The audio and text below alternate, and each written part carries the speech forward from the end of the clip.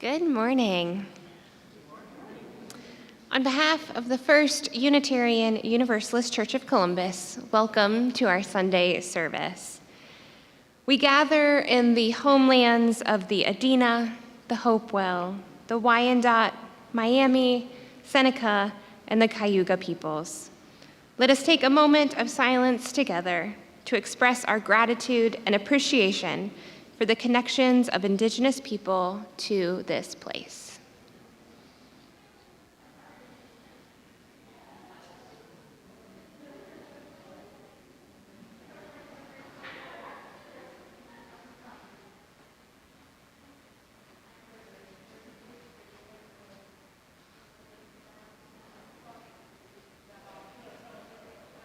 Thank you.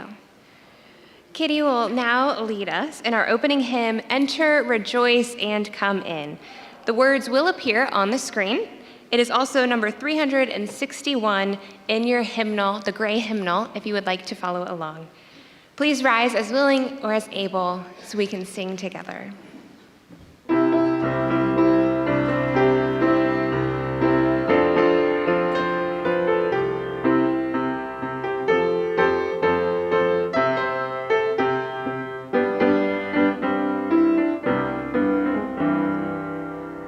Enter, rejoice, and come in. Enter, rejoice, and come in.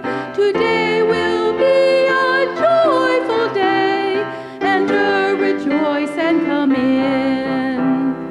Open your ears to the song.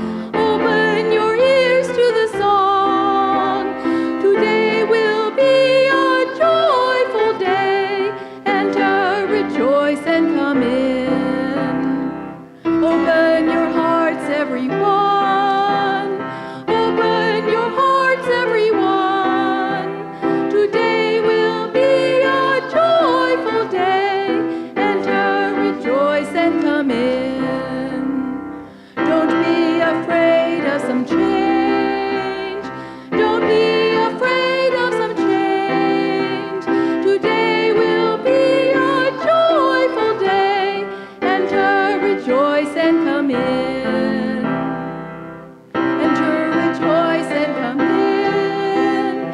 Enter, rejoice, and come in. Today will be a joyful day. Enter, rejoice, and come in. Good morning again. My name is Kelly McNeil. My pronouns are she, her, and I am truly honored to serve this congregation as Minister of Congregational Life. Welcome to our series of summer services. We are excited to introduce guest speakers and ministers who will present a variety of topics and ideas.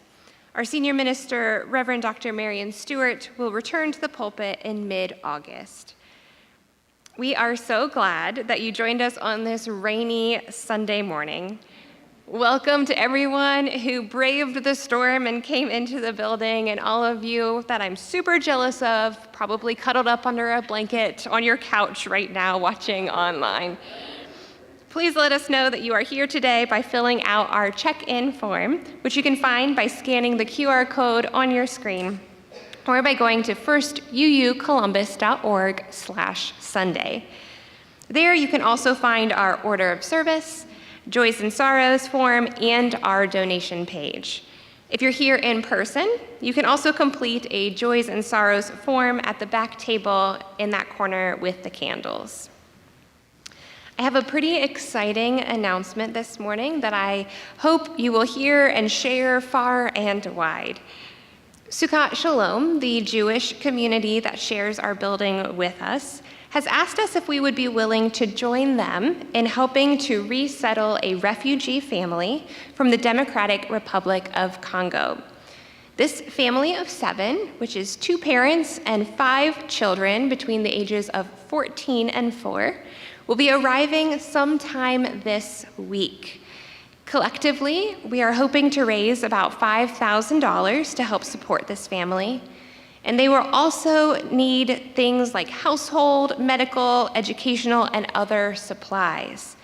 So you can find out more information on how to help on the same page as all of that Sunday information. So you can also scan the QR code to find that information.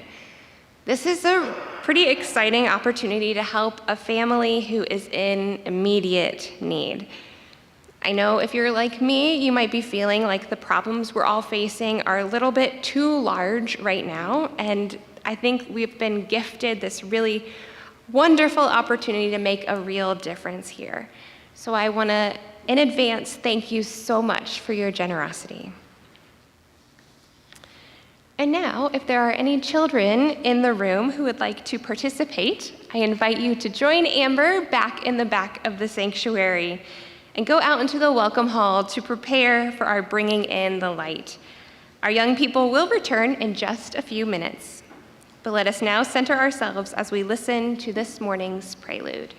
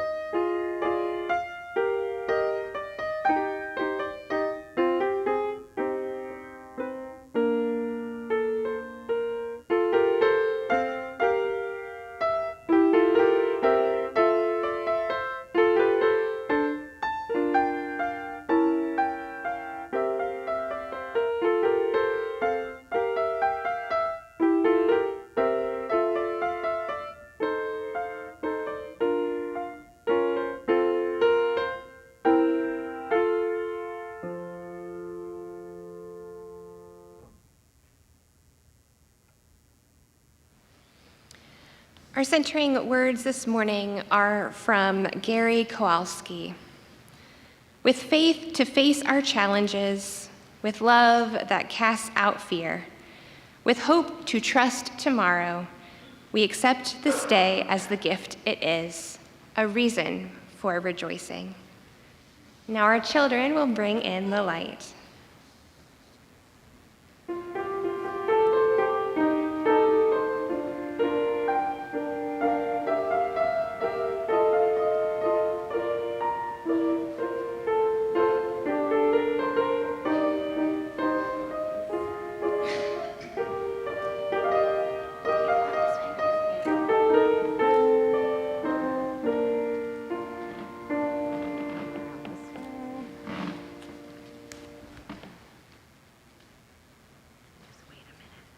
Our chalice lighting words are as follows. May the flame of this chalice bring us the light of hope, the warmth of healing, the radiance of love, the spark of inspiration, to strive for a brighter future and a better tomorrow.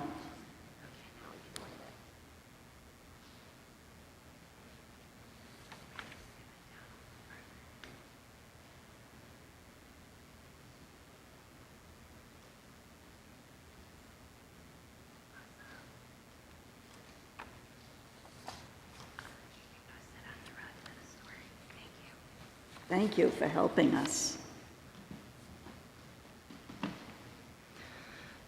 Good morning.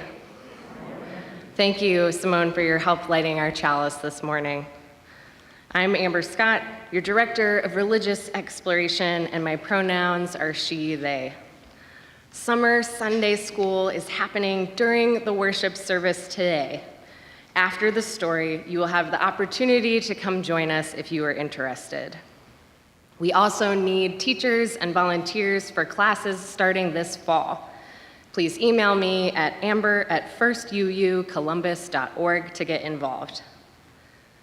Today's story is called Change Sings, a children's anthem, illustrated by Loren Long and written by Black activist and presidential inaugural poet Amanda Gorman. I can hear change humming in its loudest, proudest song. I don't fear change coming, and so I sing along. I scream with the skies of red and blue streamers. I dream with the cries of tried and true dreamers. I'm a chant that rises and rings. There is hope where my change sings. Though some don't understand it, those windmills of mysteries, I sing with all the planet and its hills of histories. I hum with 100 hearts, each of us lifting a hand. I use my strengths and my smarts and take a knee to make a stand. I'm as bright as the light each day brings. There is love where my change sings. I show others tolerance, though it might take some courage. I don't make a taller fence, but fight to build a bigger bridge. I talk not only of distances from where and how we came. I also walk our differences to show we are the same. I'm a movement that roars and springs. There's a wave where my change sings. Change sings where? There, inside me, because I'm the change I want to see. As I grow, it grows like seeds. I am just what the world needs. I'm the voice where freedom rings. You're the love your bright heart brings. We are the wave starting to spring, for we are the change we sing. We're what the world is becoming, and we know it won't be long. We all hear change strumming. Won't you sing along? The end. In this story, a young girl leads a cast of characters on a musical journey as they learn that they have the power to make changes, big and small, in the wider world, in their communities, and most importantly, in themselves. Change Sings reminds us that anything is possible when our voices join together, and is a triumphant call to action for everyone to use their abilities to make a difference. I now invite the congregation to remain seated and to form a sheltering arc of love as we sing our young people back to their families and out to Summer Sunday School.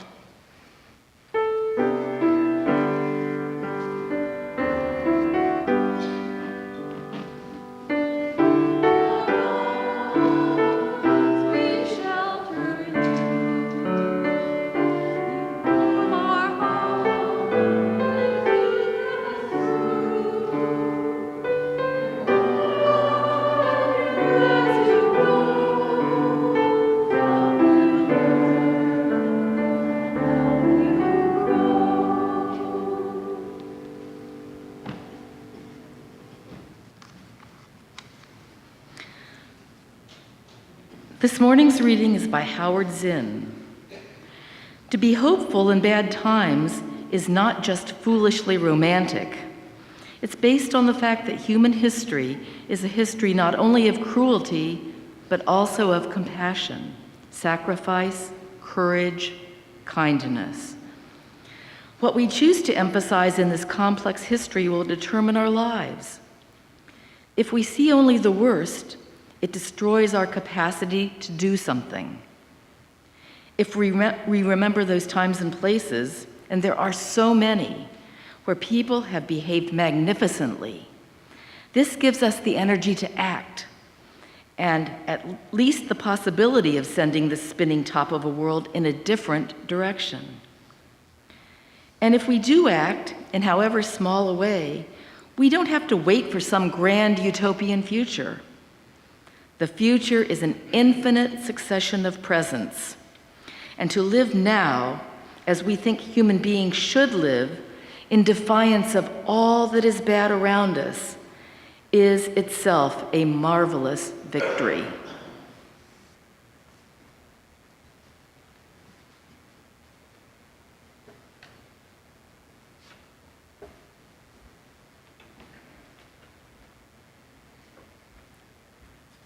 Good morning. I'm Sylvia Howe, and I am a member of this congregation, a retired UU minister, and one of our pastoral listeners. Do you remember the story of the Israelites wandering in the wilderness? No? I've been thinking about that story and offer my interpretation for your consideration. After fleeing their persecution in Egypt, the Israelites were promised a land where they would be free, a land of milk and honey. It was a tough slog to reach this new land, and the Israelites were impatient to get there. There was much moaning and groaning along the way. And what did the Israelites find in this promised land? It was hardly a land of milk and honey. It was a dry, hot, harsh desert land. So what did these tired, disappointed Israelites do? They looked around, figured out their new reality, and began to create a new life for themselves. It wasn't easy. They had to begin again and again and again because their reality kept changing. I'm reading Marilynne Robinson's Gilead for the third time. It's one of my favorite books. Gilead's about a dying old minister. I always find nuggets that nourish my soul. This time, the line, "The times change," and the same words that carry a good many people into the howling wilderness of one generation, are irksome and meaningless to the next. It seems to me for the past several years, we have been carried into another unknown, howling wilderness. It's a new world we're living in, and none of us knows quite where we are or what lies ahead. This reminiscing of us old-timers isn't what our youth want to hear. It's proving to be a tough slog as we try to figure out our new reality. Old ways and old ideas don't quite work the way they used to. If you were here for the past couple Sundays, you heard the Reverend Ron Payne and the Reverend Joan Van Beesler inspire us and challenge us to move through this wilderness. I don't need to list all the challenges that we face. You know what they are. I was inspired by their words. I wanted to get out there and march down to the Capitol. I wanted to join all the efforts to fix our hurt and weary world.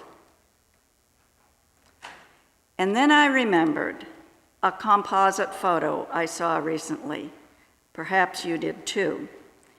It was a photo of Gloria Steinem and Angela Davis standing side by side with their fists raised in protest. Fire was in their eyes, passion in their hearts, power in their words. The second photo, right beside it, was a recent one. Their fists were raised, but there was a deep weariness in their faces. I know the feeling. Gloria was born in 1934, Angela in 1944, and I was born in 1942. We're tired, or at least I am. How about you? Does this mean I'm giving up?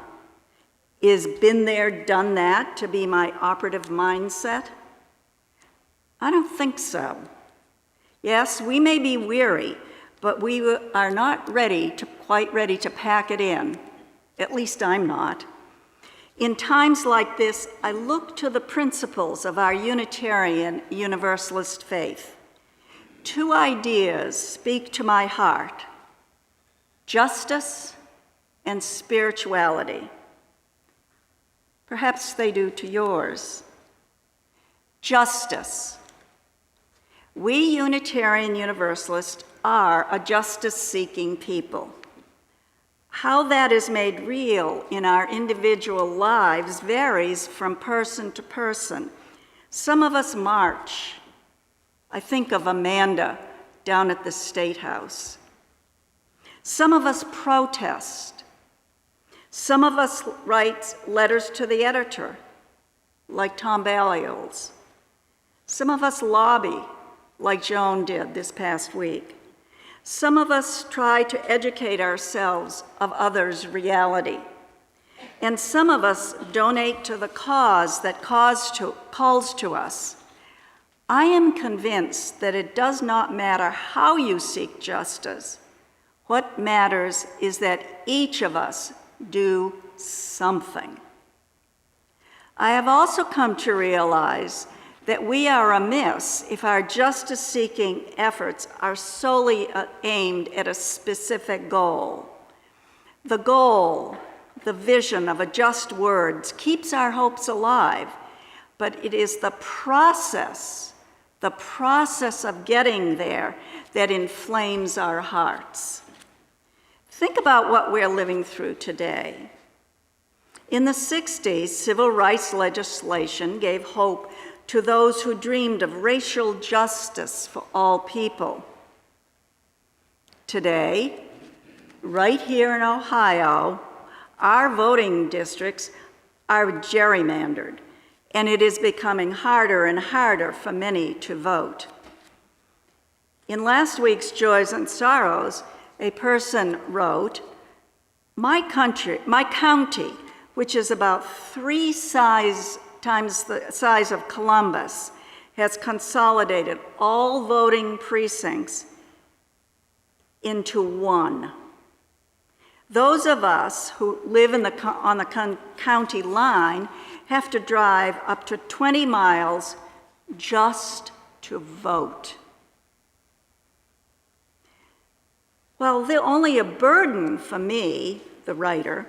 This could be problematic for those who lack access to a car in a county with no public transportation.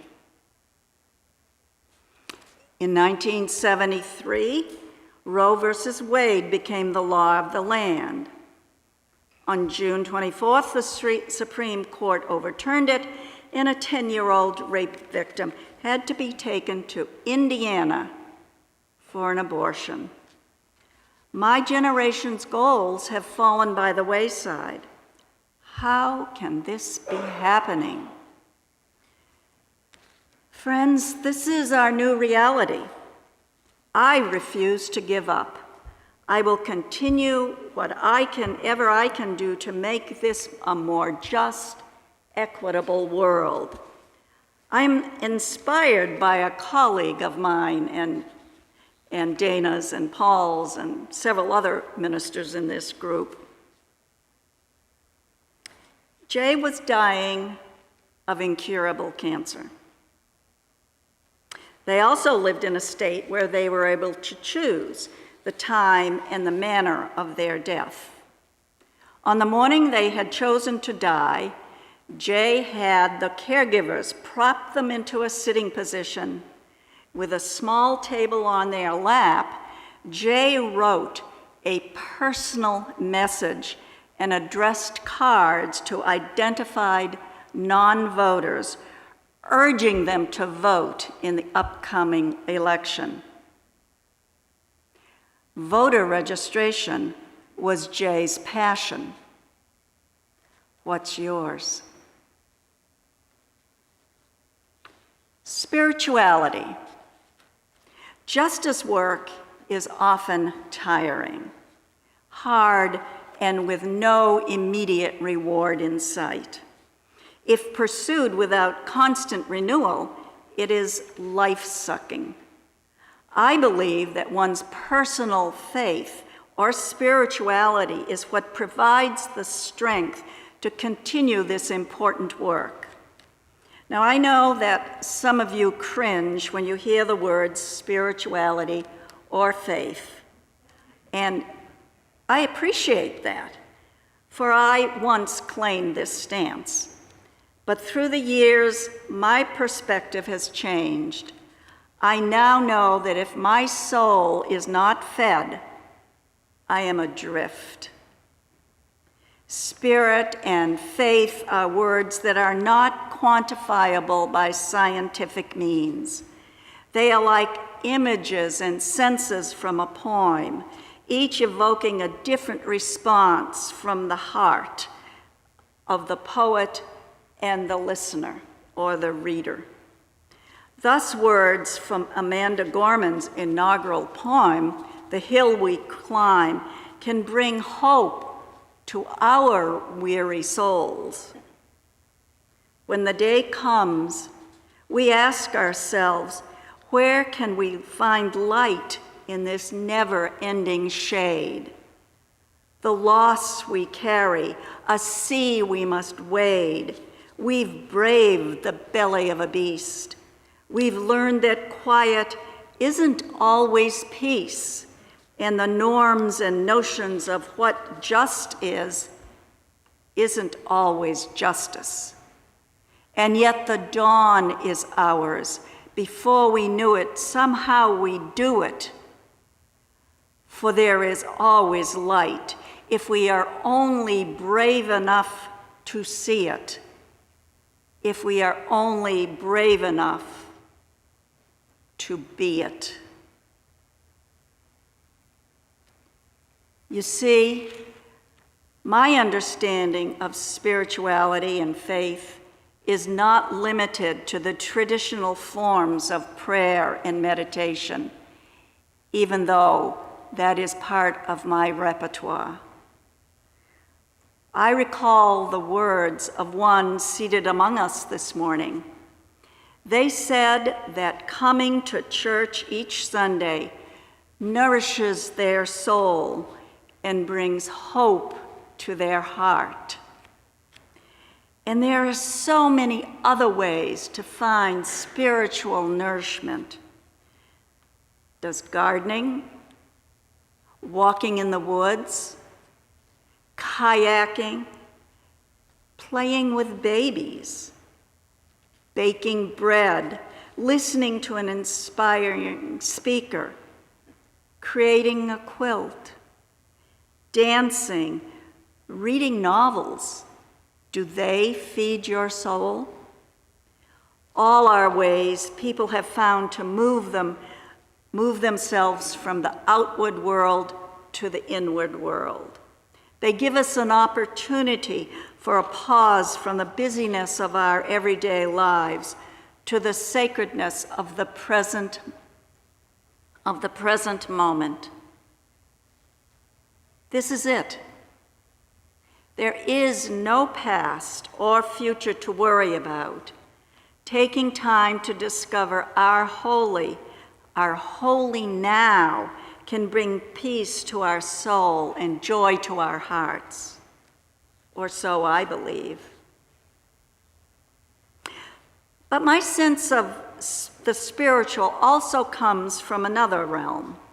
It is through relationships. My theological grounding is a relational theology. It is summed up in the seventh principle: respect for the interdependent web of all existence of which we are a part. Friends, we are all connected to the spirit of life, the world and its creatures, and to each other. The connectedness enables me to see the sacredness in all things. It invites me to bless and give thanks for this life, warts and all. I do believe that we have entered into a new and howling wilderness. I also believe that hope abounds. It is in the justice-seeking work we do. It is in our chosen path of spiritual wholeness. It is in the lives of our young people, our youth, and our children. They are our future. Amanda Gorman, Greta Thunberg, and the Parkland March for Our Lives organizers are three public examples that give me hope. The coming of age class inspired so many of us to go on that Washington March for Our Lives, to witness for their youthful vision. It gave me confidence and hope for our future. Our future is in good hands. Hearing our own Sebastian play for us inspires me to recognize my own passion. Knowing that my almost 8-year-old grandson, Gus, saves part of his allowance to give to a cause of his choosing fills me with gratitude and deep assurance. The world is in good hands. I am often tired and weary as I consider the trials and tribulations of our current reality. Howard Zinn was right, though, when he wrote, "The future is an infinite successions of present, and how now, as we think human beings should live, in defiance of all that is bad around us, is in itself a marvelous victory. I choose to believe in the many examples of compassion, sacrifice, courage, and kindness." So be it. Amen, and blessed be.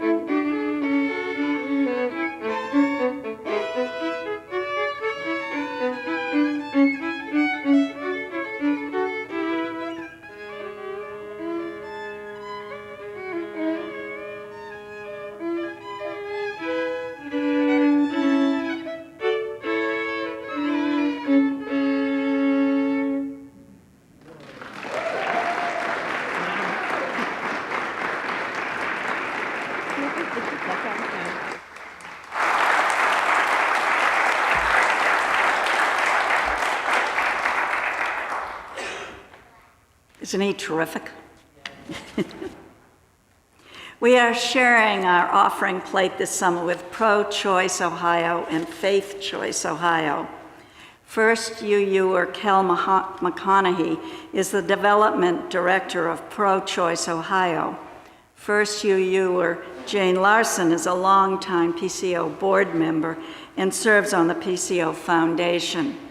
Elena Ramsey is the Director of Faith Choice Ohio, and Reverend Marion serves on the Board of Directors. Many First UUers volunteer and support reproductive rights. Reproductive health care is a justice issue. The right to make decisions informed by our circumstances in conversation with family and healthcare providers is a matter of dignity and respect and privacy. The Supreme Court and our own state government have ruled that reproduction is not a private matter and carries the threat of penalty and imprisonment. This affects everybody, especially those in minority communities and people in economically challenging circumstances. The work is urgent. The work is incredibly hard. The work is desperately needed. Thank you for supporting our reproductive rights.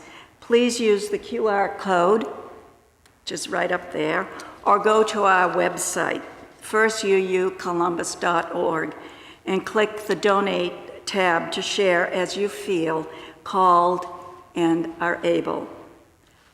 Our offering will be gratefully received.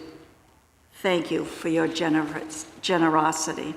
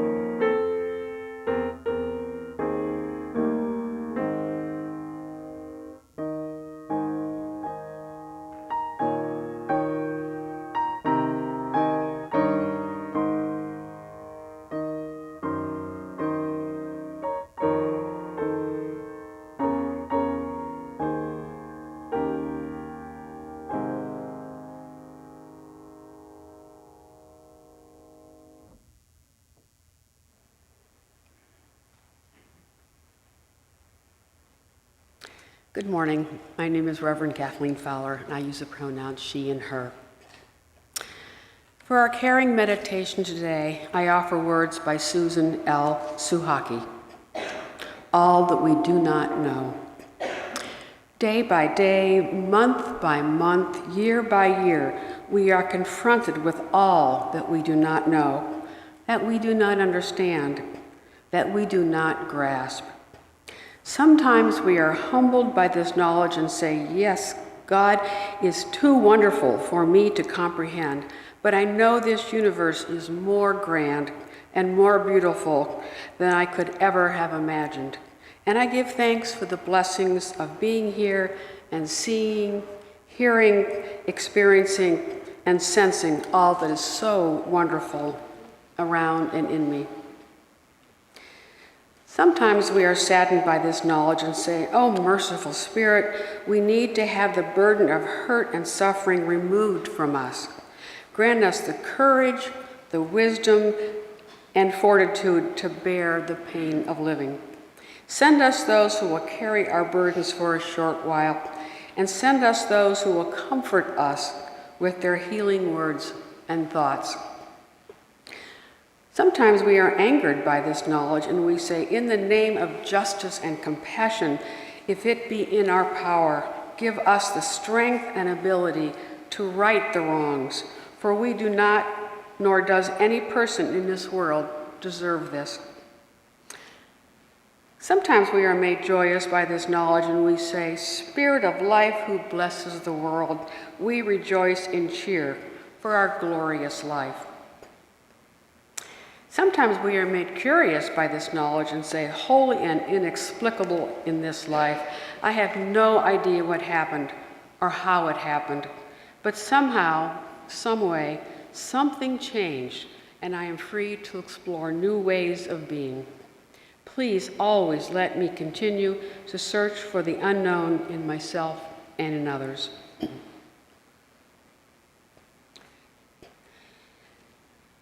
This morning, we lift up all of those who are suffering, all of those who feel abandoned, all of those who have died by the hand of another, and their loved ones. Especially this morning, I just heard about this a couple days ago, and it really struck me. A young girl died by Russian bombs in Ukraine this past week. She was a Down syndrome child and loved to sweep the corridors of the center that she worked with, the speech center that she worked with and attended, and she loved to arrange toys. Today, may we sit surrounded by these connections, both visible and invisible, that remind us every day that we are not alone.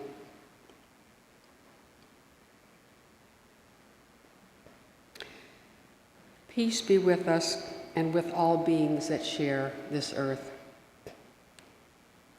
So I invite our pastoral listener, Barb Fiorini, to share this week's caring cards and the joys and sorrows submitted this morning.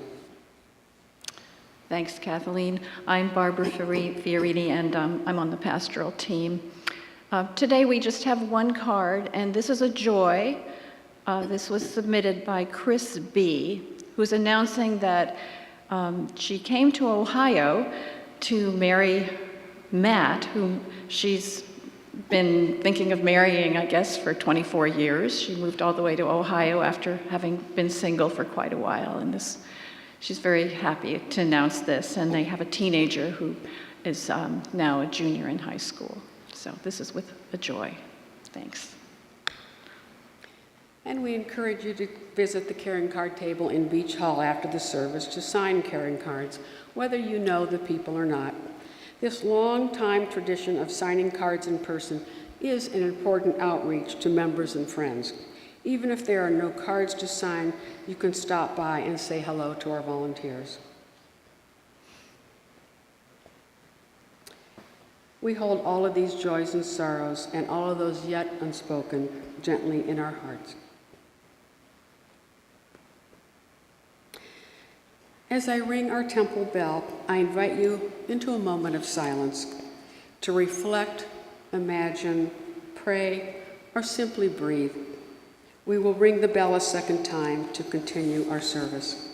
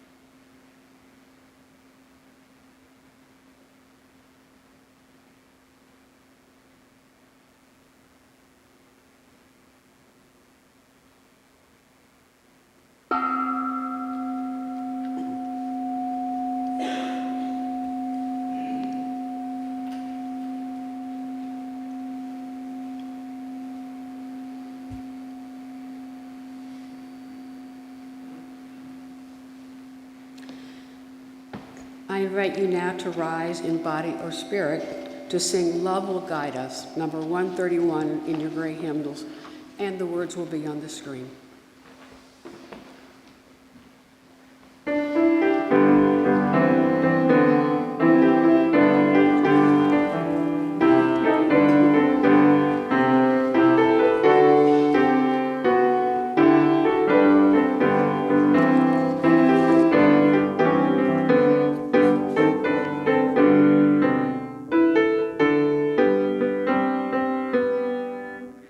Love will guide us, peace has tried us, hope inside us will lead the way on the road from greed to giving. Love will guide us through the hard night. If you cannot sing like angels, if you cannot speak for thousands, you can give from deep within you. You can change the world with your love. Love will guide us, peace has tried us, hope inside us will lead the way on the road from greed to giving. Love will guide us through the hard night.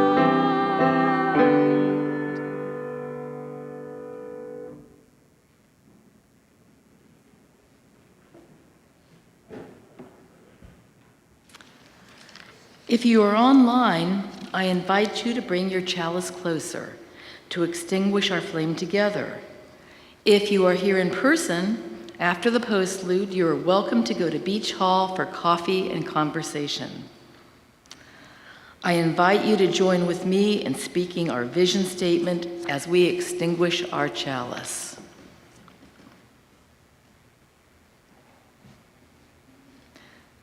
We extinguish this flame, but not the light of vision. As we go forth, let us heal and transform ourselves and our world through reason and love.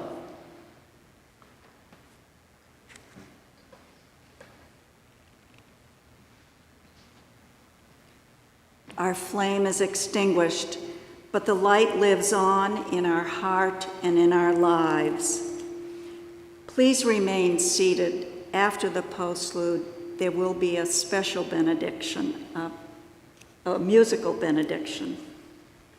Our closing words are by Rita Dove. This alone is what I wish for you. Knowledge, to understand each desire has an edge. To know we are responsible for the lives we change. No faith comes without cost. No one believes without dying. Go now in peace, love, and greater understanding. Amen. Blessed be, so be it.